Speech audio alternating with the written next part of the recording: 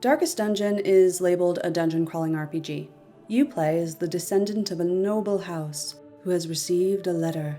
The letter came from a now deceased relative, and he begged for your aid. You've been implored to destroy the evil forces which plague the once esteemed family estate. But I call Darkest Dungeon RPG Light because to destroy these evil forces, your character is actually irrelevant. Your aristocratic battle commander never speaks or is seen. You have no combat abilities, and you're not in constant peril. It's not even clear how you're watching hired heroes progress through dungeons to do the actual fighting of evil, as there's no indication that you're with them. The RPG aspect about being an aristocrat with a tormented lineage isn't really shown except in one way. That one way is rare. It happens at random. A ghostly ancestor, the deceased letter sender who kicked everything off, usually only narrates, but occasionally he addresses you directly, as if you're his relative. In context, it seems abrupt and out of place when he does that.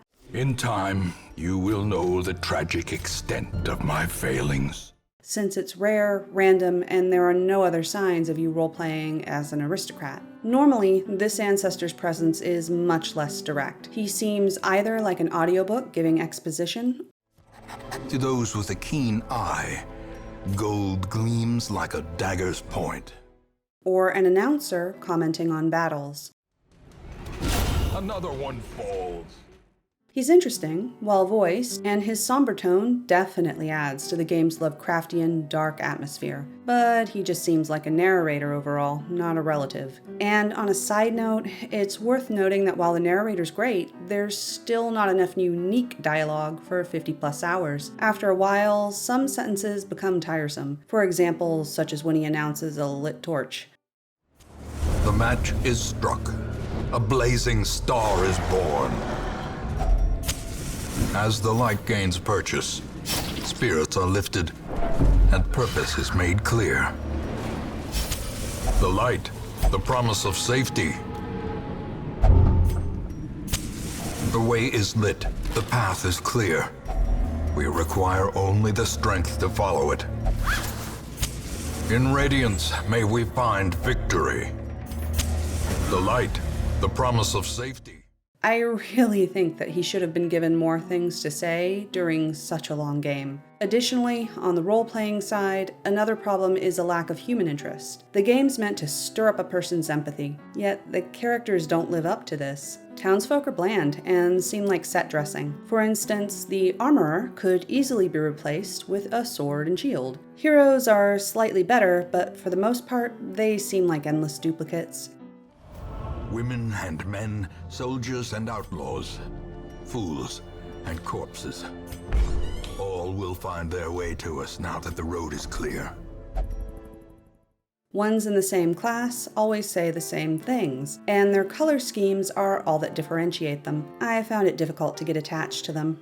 The story's hollowness doesn't end there either. Darkest Dungeon is more of a Lovecraftian mythos-themed dungeon crawler than anything else. The grinding crawl is the core focus, and even most of the game's quests are meaningless. For example, you may gather grain sacks to starve pigmen. Even the fiercest beast will lay down when it is not eaten. Steal their food.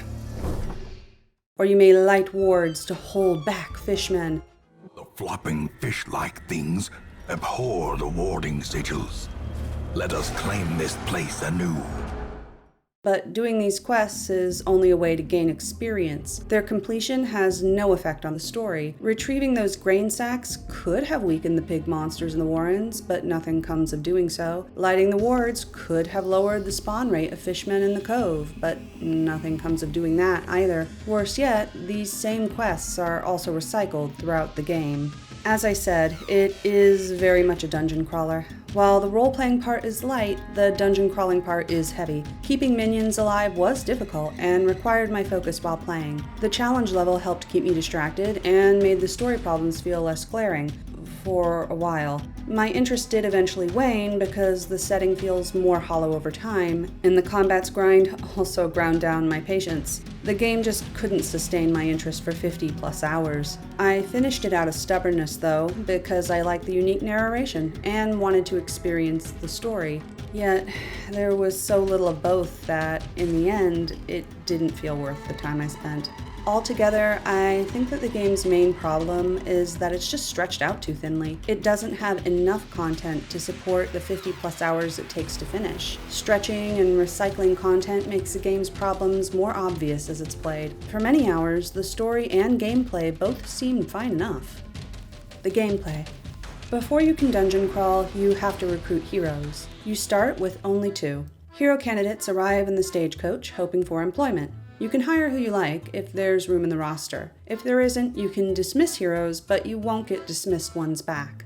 For the entire game, these heroic minions are venturing down into side-scrolling dungeons and engaging in turn-based combat with monsters and cultists. You control both the hero's exploration and combat. Only 4 heroes can venture out at a time, and they have to be in the same party. Different heroes do better in different slots, but even in the dungeon you can move them around. They can also be moved with certain enemy abilities. When they're not dungeon crawling, then the heroes are in town. While in town, they can have their sanity healed up, diseases cured, good traits reinforced, bad traits removed, skills upgraded, weapons upgraded, armor upgraded, and be equipped with stat-boosting trinkets that were either found or purchased. Sometimes they may also disappear for an in-game week or so and become unusable during that time. When that happens is random. The town's facilities exist to serve their struggle, and these facilities can be upgraded, though upgrading them fully doesn't have any influence on the plot. Upgrades allow for things like lower costs and a larger hero roster. Special items pay for the upgrades. These items are found as treasure and given as quest rewards. After a hero has finally leveled up high enough, then they're ready for the darkest dungeon. The max level possible is 6. These other 4 areas, which are also dungeons with their own bosses, are where combat experience is gained. Otherwise, these zones are not particularly meaningful. Defeating their bosses doesn't influence the ending in any way. As the letter said, the only concern is what's beneath the manor. Only the titular darkest dungeon is relevant. There's only one ending for the game, and it's only tied to that dungeon. However, if you do decide to defeat the other zone's bosses, then you learn more of the narrator's interesting, eldritch-influenced backstory. But unfortunately, these rewards are meager. You only get a few lines of dialogue per boss battle, and fully destroying a boss is a lot of work. For example, in the Warrens, there are 2 bosses. One is a pig type, and one is a flesh type. The pig trods in as the swine prince, king, and god. The flesh slimes in as the inchoate, unstable, and formless flesh. Which boss appears rotates between pig and flesh types. Clearing a path to the swine god requires fighting dozens of monsters across several different maps to level up the dungeon. Then you can defeat a swine prince form. Rinse and repeat for the inchoate flesh, again for the pig's king form, and so on, back and forth, until you finally reach the pig's final god form. However, other than being stronger and having a grander title, he's the exact same boss. He has the same look and the same attacks each time you fight him. Once all is said and done, then you've only gotten 2 voiced paragraphs as your story reward for defeating these 2 bosses in the Warrens. The pig boss nets the player about a minute of dialogue, and the tale is 128 words long. The flesh boss's tale is about the same, and 136 words. Other zones' bosses yield similar results. For example, the necromancer boss in the Ruins nets the player about a minute of dialogue as well, and comes in at 136 words long. I think that about 2 minutes worth of lore for beating both bosses in a zone pales under the weight of about 6 hours of grinding to get it. Getting both little content and having 0 influence on the ending was a letdown. Though, to be fair, you do get unique trophies. However, I didn't think that these trophies were worth the hassle either. I received better items as random quest rewards, and I was only interested in the dark narrated lore anyway. As for the combat, it's okay in and of itself. Enemies landing critical hits and a permadeath system can be aggravating, but it's thematic when eldritch horrors are faced. There are still things to like. If you like procedural roguelike dungeon crawling, then there's that. There's also the hero class system, which is varied enough to allow for playing around with different battle strategies. But the biggest problem with the combat is that it's just too grindy. Fights feel repetitive and endless. That fits with the theme of facing a relentless, otherworldly malignancy. However, doing it for dozens of real-time hours felt like overkill to me. I kept fighting the same enemies in the same places and doing recycled quests. After a while, I began to dislike how much I had to grind through these dungeons to get several characters up to level 6 and to defeat every boss. And by the way, while I know that you don't have to defeat all of the side bosses, the majority of story content is contained therein. The 8 bosses yield 8 minutes of voice dialogue total, and it's all about Lovecraftian horror. For comparison's sake, the game's epilogue is only a little over a minute long.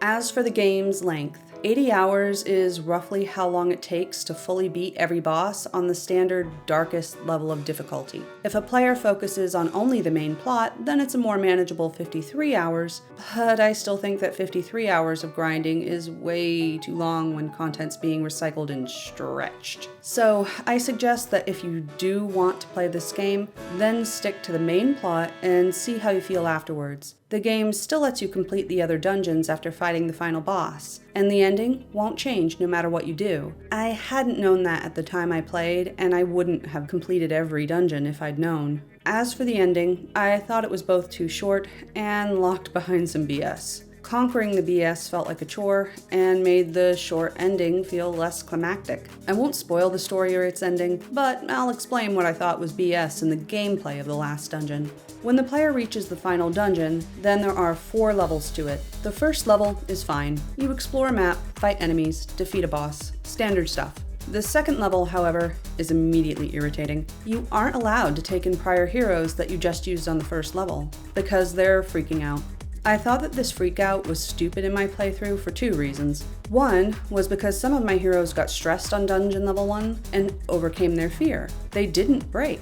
Heroes can become virtuous and overcome their fears at random or crack with a psychological affliction if their stress level reaches 100. This can also be a quick downward spiral to death because if they do get an affliction, then their stress levels accelerate rather quickly, and if it reaches 200, then they have a heart attack and die. A virtuous outcome can happen on any quest, but it's rare. Usually they get an affliction and that speeds up their stress until heart attacks start happening. So it's a big deal when a virtuous outcome happens because it's rare, beneficial, and, well, just kind of cool. My squad surprisingly had it happen multiple times.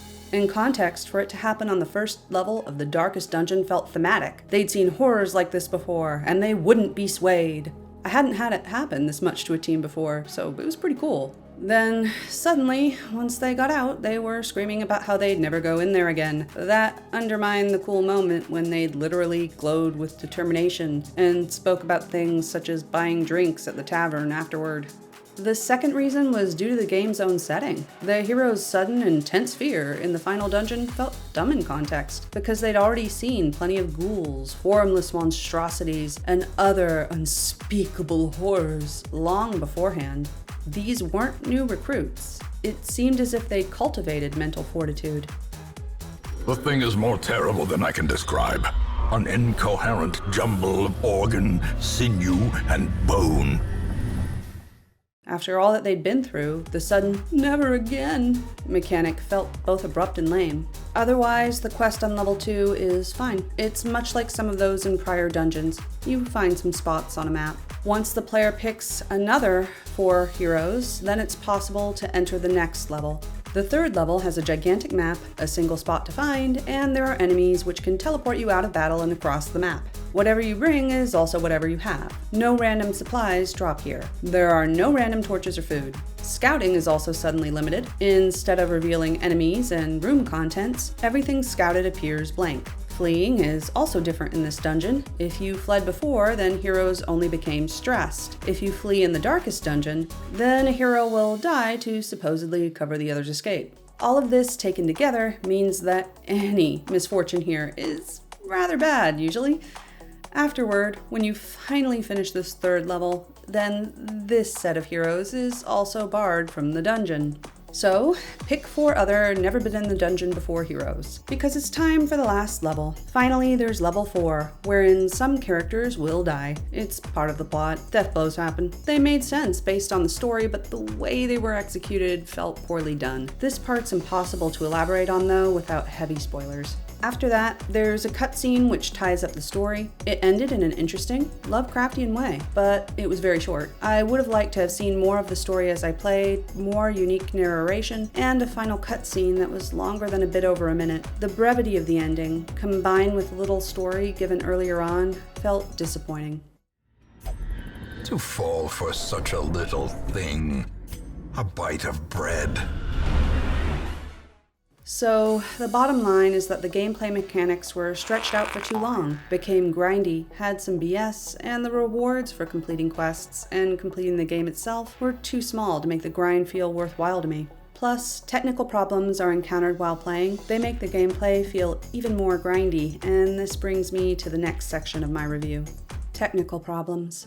The gameplay has a few technical issues. Covering them all would make this a very long video, so I'm going to focus on a common main one. Map length isn't optimized. That's a significant issue in a 50+ hour game when these maps are used hundreds of times. When a player chooses a dungeon to fight in, then there are labels for the map length: short, medium, or long. These labels are not as advertised. The problem seems to be that the devs didn't consider that procedural generation can make a so-called short map rather large and tedious if there are dead ends, thanks to a need to backtrack. For example, here I chose a short map. It looks small, but rooms that are dead ends require doubling back. This means that exploring 90% of the map requires going 44 spaces down hallways. For comparison's sake, here's another short map where the player only has to go 24 spaces. A randomly generated map can wind up being almost double the size of what it should be. The supply mechanic then magnifies this problem. Not being able to determine a map's true length is a bigger issue when heroes can suffer ill effects or even die if enough torches and food aren't brought. If supplies run out, then abandoning a quest can become necessary. Abandonment yields no experience points. That wastes a player's time and effort. Meanwhile, money's constantly needed, often short, and supplies are expensive. As a result, deciding what to buy is often an unfun juggling act that results in either wasting money on too many supplies, requiring more money to be grabbed, or abandoning quests because there are too little supplies, requiring more quests to be done.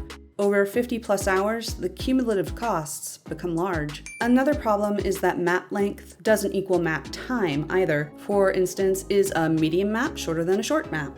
Confusingly, the answer is yes, sometimes. A 60-space medium map may require less traveling than a short map if you're on a quest mission. A quest mission requires a player to locate 3 special points on the map, but it's easily possible to find where these 3 mission points are, bypass the majority of the rooms, and complete a mission quest in a hurry, in a much shorter time than the short map takes to do. Plus, a high scouting ability will significantly boost the chance of finishing a map quickly. Scouting allows quest spots to show up on the minimap, allowing the player to know exactly where to go and what rooms and halls to pass by. Figuring out these map differences can save the player a lot of time. This is because finishing maps is what levels up heroes, and harder maps yield better results. But a short map should be just that, the shortest option. Short not being the shortest, and having to juggle various map considerations if you want to speed leveling up, feels more like a flaw than a gameplay puzzle. The bottom line is that the random generation's just too randomized for maps to fit the labels they're given, and that often winds up penalizing the player. If it happened a few times, then it wouldn't be a big issue,